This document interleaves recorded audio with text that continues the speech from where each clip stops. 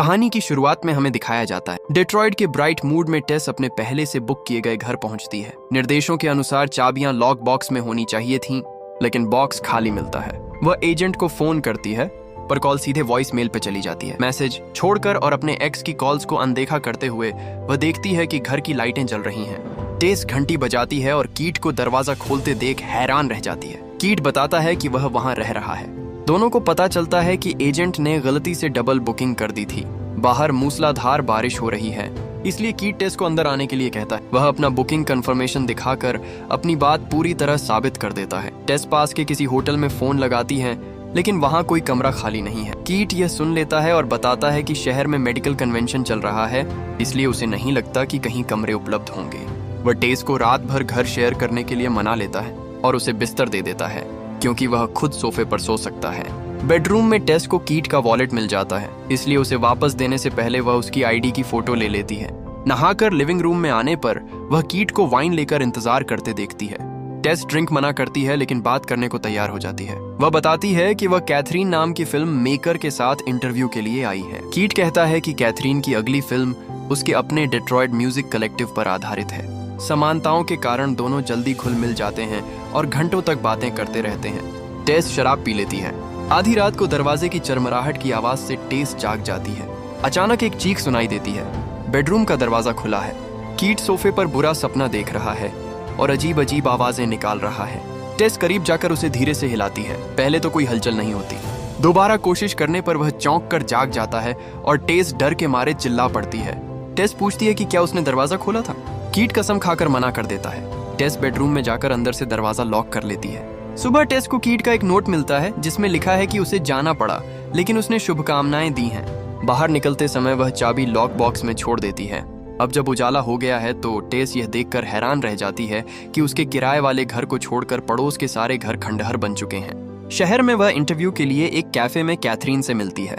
जब टेस उसे बताती है कि वह कहाँ रह रही है, तो कैथरीन को यह पागलपन लगता है और वह उसे चेतावनी देती है कि वह इलाका रहने के लिए ठीक नहीं है। कुछ देर बाद टेस घर लौटती है और देखती है कि आंद्रे नाम का एक बेघर आदमी उसे बुला रहा है। वह उसकी ओर दौड़ता है तो टेस लॉक बॉक्स से चाबी लेकर उसके पहुंचने से पहले अंदर भाग जाती है। वह दरवाजा पीट कर उसे बाहर बुलाता है और उसके मना करने पर भी नहीं जाता। खिड़की से नजर रखते हुए टेस पुलिस को फोन करने की कोशिश करती है, लेकिन वे बताते हैं कि अभी उनके पास कोई यूनिट उपलब्ध नहीं है। उसके बाद टेस बाथरूम जाती है तो देखती है कि वहां टॉयलेट पेपर नहीं है। वह हर कमरे में ढूंढती है, लेकिन कहीं नहीं मिलता तो बेसमेंट में देखती है। टेस को वहां कागज मिलता है और वह छत से रोल उठा लेती है। बाहर निकलने पर उसे पता चलता है कि दरवाजा अपने आप लॉक हो गया है। वह उसे कितनी भी जोर से हिला ले, वह नहीं खुल रहा और वह मदद के लिए किसी को बुला भी नहीं सकती, क्योंकि अपना फोन ऊपर छोड़ आई है। मुख्य चाबी टेस के पास है, इसलिए जब कीट वापस आएगा तो वह अंदर नहीं आ पाएगा। वहां एक खिड़की भी है जिसे वह खोल नहीं पा रही है। दरवाजा खोलने के लिए किसी चीज की तलाश में टेस को दीवार के एक छेद से बाहर आती हुई एक रस्सी मिलती है। जैसे ही उसने उसे खींचा, एक गुप्त दरवाजा धीरे से खुल गया। वहां गहरा अंधेरा था, लेकिन उसने उसे नजरअंदाज कर दिया। कई घंटों के इंतजार के बाद टेस ने आईने का इस्तेमाल करके बेसमेंट की रोशनी को उस अंधेरे कमरे की ओर मोड़ा। वहां उसे एक लंबा गलियारा दिखाई दिया, जिसे पार करने पर उसे एक और दरवाजा मिला। जैसे ही उसने दरवाजा खोलकर लाइट जलाई तो वहां एक गद्दा, बाल्टी, कैमरा और दीवार पर खून से सने हाथ के निशान दिखाई दिए। यह सब देखकर टेस बुरी तरह डर गई और वापस बेसमेंट की ओर भागने लगी। अचानक मुख्य दरवाजे पर जोर से दस्तक होती है तो टेस खिड़की से देखती है कि क्या कीट वापस आ गया है।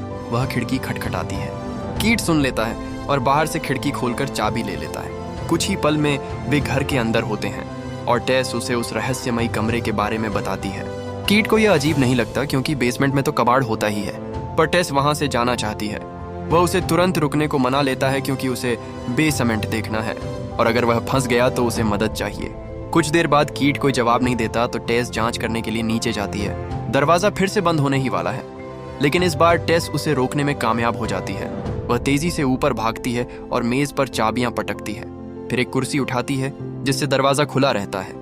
फिर वह उस रहस्यमयी कमरे की ओर जाती है। हालांकि कीट वहां नहीं है। टेस गलियारे में इधर उधर देखती है और फोन की रोशनी की बदौलत इस बार उसे एक नया दरवाजा दिखाई देता है। जब वह उसे खोलती है तो उसे एक बहुत ही डरावनी सुरंग मिलती है। तभी टेस को कीट की पुकार सुनाई देती है। हिम्मत जुटाकर वह सुरंग में उतर जाती है। गेट पार करते ही उसे कटोरे रखे खाली पिंजरे मिलते हैं। रोते हुए तलाश जारी रखने पर वह चौंक जाती है, पर वह कीट ही होता है। वह भी डरा हुआ है और कहता है कि किसी ने उसे काट लिया। दोनों बाहर निकलने पर सहमत हैं, पर रास्ता कौन सा है, इस पर उनमें बहस छिड़ जाती है। गलियारे में एक नग्न राक्षसी आती है, कीट को पकड़ दीवार पर सिर पटक कर मार डालती है, फिर टेस पर दहाड़ती है। इसी बीच समंदर किनारे गाड़ी चलाते एजे को प्रोड्यूसर्स का फोन आता है। वे बताते हैं कि कोस्टार के दुर्व्यवहार के आरोपों के चलते उसे निकाल दिया गया है। एजे के इनकार और बौखलाहट पर वे कहते हैं कि मीडिया को यह खबर मिल चुकी है। एजे फोन काटता है और गहरे सदमे में आकर समुद्र के किनारे अपनी गाड़ी रोकता है। बाद में उसका अकाउंटेंट उसे साफ बताता है कि अब वह वकील का भारी खर्च और अपनी आलीशान जीवन शैली का बोझ नहीं उठा पाएगा। इंडस्ट्री से काम मिलना पूरी तरह बंद हो चुका है, इसलिए उसे अपनी संपत्ति बेचनी ही होगी। अकाउंटेंट ने भी अब काम छोड़ने की बात कह दी है। फिर एजे डेट्रॉइट चला गया, जहां खबर फैल जाने के कारण उसे छिप कर रहना पड़ा। शाम को वह ब्राइटमोर पहुंचता है और बताता है कि वह उस रहस्यमयी घर का मालिक है और उसे बेचना चाहता है। बाहर टेस की कार खड़ी देखकर वह घर के अंदर जाता है और पाता है कि एक कुर्सी ने दरवाजा रोक रखा है, इसलिए वह उसे हटा देता है और बेसमेंट का दरवाजा बंद कर देता है। फिर वह अलग अलग कमरों में कीट और टेस का सामान देखता है, लेकिन वहां कोई नहीं है। वह अपने हाउस एजेंट को फोन करता है, जो उसे बताता है कि हफ्तों से कोई बुकिंग नहीं हुई है। एजे को लगा घर में कोई अवैध रह रहा था, पर यह एजेंट की समस्या नहीं, सो उसने फोन काट दिया। बाद में दोस्त संग बाहर जाकर माना कि कोस्टार का फायदा उठाया, पर उसे यह कोई बड़ी बात नहीं लगी। करियर बिगाड़ने पर वह उसे जलील करता है। घर लौटकर एजे अपनी कोस्टार को वॉइस मेल पर माफी मांगता है। वकील की मनाही के बावजूद अगली सुबह भयानक हैंगओवर और उल्टियों के साथ उसकी नींद खुलती है। वह बैग और सूटकेस खंगालता है। जब तक टेस का लैपटॉप नहीं मिल जाता, स्क्रीन पर नाम दिखता है, पर पासवर्ड के बिना वह उसे खोल नहीं पाता। मेज पर चाबियां पाकर वह बेसमेंट की ओर देखता है, जहां लाइट बंद है। बुलाने पर कोई जवाब नहीं मिलता, पर एक आवाज से वह चौंक जाता है। घुसपैठियों को नीचे मानकर एजे कपड़े पहनता है और चाकू टॉर्च लेकर बेसमेंट में उतरता है। तभी एक और आवाज पर उसे रस्सी मिलती है, जिसे खींचते ही गुप्त दरवाजा खुल जाता है। जल्द ही उसे वह डरावना कमरा मिल जाता है, लेकिन इससे वह और उत्साहित हो जाता है। एजे लिविंग रूम में वापस आता है और यह जानने के लिए ऑनलाइन सर्च करता है कि क्या जमीन के नीचे की जगह घर की कीमत बढ़ाती है। उसे पता चलता है कि वह बेसमेंट को अलग से लिस्ट कर सकता है, इसलिए वह मेजरिंग टेप उठाता है और उन गुप्त जगहों को मापने के लिए नीचे भाग जाता है। वह ऐसा करने के लिए बिस्तर तक हटा देता है और कमरे के रहस्य से उसे जरा भी फर्क नहीं पड़ता। आखिरकार एजे को दूसरा दरवाजा मिल जाता है और सुरंग देखकर वह और भी उत्साहित हो जाता है। वह माप लेना जारी रखता है और जब तक उसे संगीत सुनाई नहीं देता, तब तक वह रुकता नहीं है। सुरंग के अंत में रोशनी दिखाई देती, इसलिए वह उसकी ओर बढ़ता है और उसे एक और कमरा मिल जाता है। यहाँ बहुत बदबू है, फर्श पुराने कमलों से ढका हुआ है और एक छोटे टीवी पर एक माँ के बच्चे को खाना खिलाने का वीडियो चल रहा है। अचानक मापने वाला फीता खींचने लगता है, इसीलिए एजे उसे छोड़ देता है और उसे सुरंग में गायब होते हुए देखता है। जैसे ही उसे कोई अजीब आवाज सुनाई देती है, वह तुरंत भागने लगता है। वह गलती से लड़खड़ा जाता है और टॉर्च गिर जाती है, जो खराब होने लगती है। रोशनी अभी भी इतनी है कि एजे राक्षस को अपनी ओर आते हुए देख सके, और वह इतनी करीब आ जाती है कि उसके चेहरे पर घुर्राने लगती है। एजे फिर भागता है, पर गड्ढे में गिरकर हाथ घायल कर लेता है। जीव के गड्ढे ढंकने पर एजे को देख चौंकता है, जो उसका मुंह बंद कर चुप रहने को कहती है। 1932 का फ्लैशबैक दिखाता है कि वह इलाका पहले कितना सुंदर था। यह घर फ्रैंक का था, जो प्रसव का सामान लेने दुकान गया था। सामान डिक्की में रख घर निकलते वक्त उसकी नजर एक खूबसूरत महिला पर पड़ी। उसने पीछा करने का फैसला किया और घर के बाहर गाड़ी रोक दी। साफ था कि फ्रैंक के लिए यह नया नहीं था। उसकी डिक्की में भेष बदलने का सामान तैयार था। उसने बिजली मिस्त्री बनकर दरवाजा खटखटाया और कहा कि बिजली कटौती के चलते वह हर घर की जांच कर रहा है। महिला ने उसे अंदर आने दिया।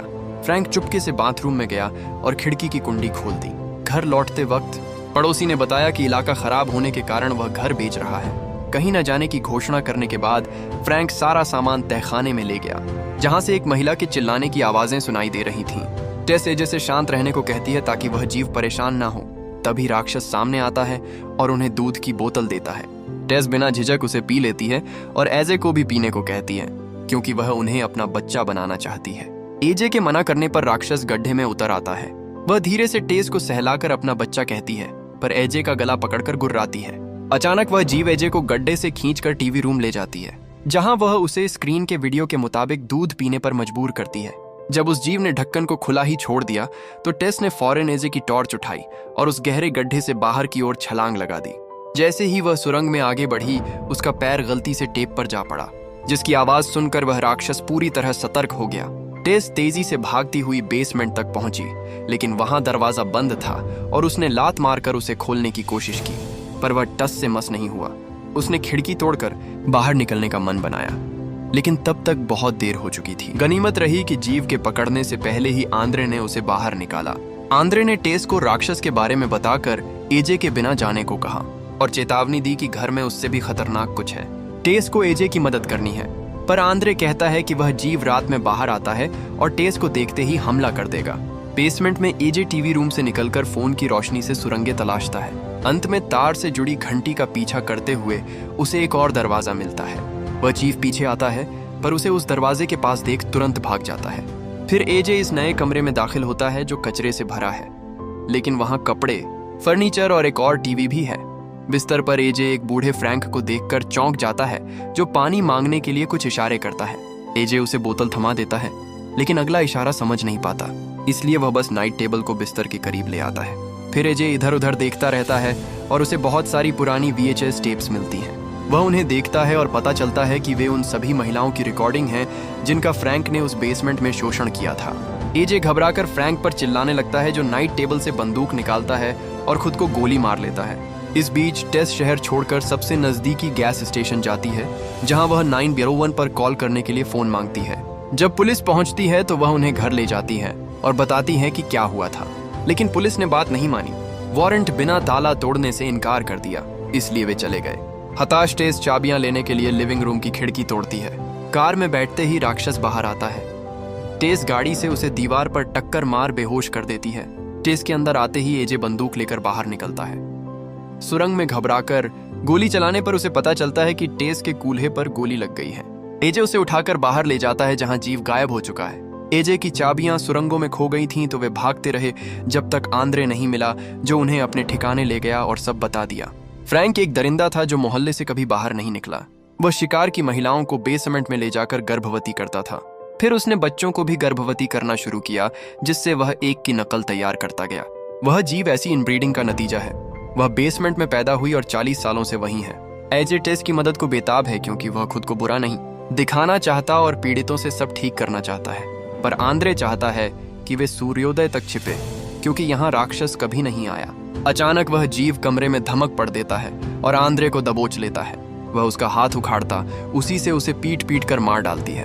टेस और एजे भागते हैं, पर कटीले तारों के कारण बांध नहीं बांध पाते। वे पानी की टंकी की सीढ़ियां चढ़ते हैं, जहां एजे बंदूक निकालता है, पर वह उसे गिरा देता है तो तय करता है कि भागते वक्त टेस उसका ध्यान भटकाएगी। जब वह जीव भी ऊपर पहुंचता है तो एजे टेस के बाल पकड़कर उसे मीनार से नीचे फेंक देता है और उस राक्षस से कहता है कि अपने बच्चे को ले लो। वह जीव भी तुरंत कूद जाता है और टेस्ट की आखिरी नजर उसी पर पड़ती है। कुछ सेकंड बाद एजे नीचे देखता है और जमीन पर पड़े शवों को देखता है। वह नीचे आता है और आखिरकार उसे बांध में छेद मिल जाता है, जिससे वह बाहर निकल सके। वह अपनी बंदूक उठाता है और शवों को करीब से देखता है। तभी उसे पता चलता है कि टेस जिंदा है। पता चलता है कि उस जीव ने ढाल बनकर गिरने की चोट कम की। एजे धोखे के लिए टेस से माफी मांगता है, कहता है कि वह घबरा गया था। टेस को हटाते वक्त जीव जाग कर उसे पकड़ लेता है और आंखें फोड़कर उसका सिर फाड़ देता है। फिर टेस को घायल देख वह राक्षसी बेबस होकर दर्द भरी आवाजें निकालती है। टेस बंदूक तानती है तो वह उसे बेबी कहकर माथा छूती है। टेस उसे गोली मार देती है और वहां से निकल जाती है। और इसी के साथ हमारी कहानी भी यही खत्म हो जाती है।